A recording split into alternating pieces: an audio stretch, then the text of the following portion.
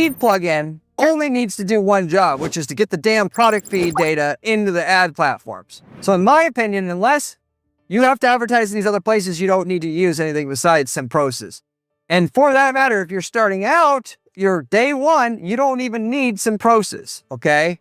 Yes, you could eventually have your products limited, but that's not your main concern right away. Your main concern right away is, what am I going to promote that's even going to work? So you have to prioritize things as an e-commerce business owner at all times.